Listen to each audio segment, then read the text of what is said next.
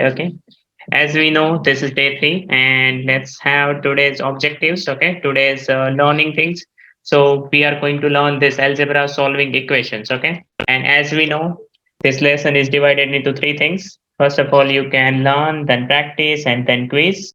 Yep. Okay. So after this, let's discuss the objectives of the day. So in front of you, here you have some objectives. First of all, we are going to recap the expressions. Okay, like what are the expressions you already know, so I will go through quickly, only just in one page I will revise. Okay, then after this the new topic, that is what are the equations. Okay, so then we are going to learn like what are the equations, and after that you have how to solve the one step equation. Okay, right, and after that you have the next, that is how to solve two step or multi step equations. Okay, fine. So nothing is to worry.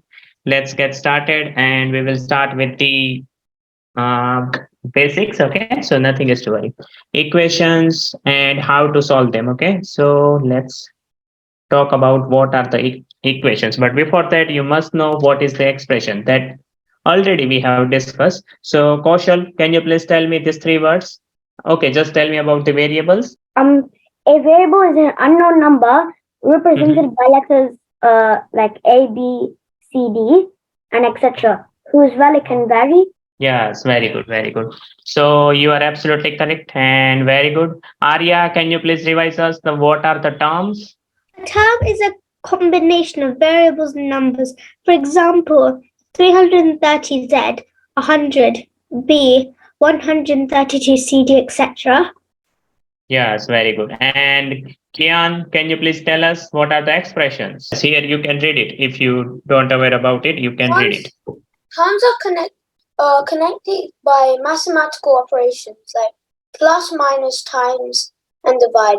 And this is known as an expression. For example, Yes. 10y minus 17, 16b plus 11, etc. Yeah. Okay. Very good. So we are not wasting more time on it because yesterday only we have seen these three things.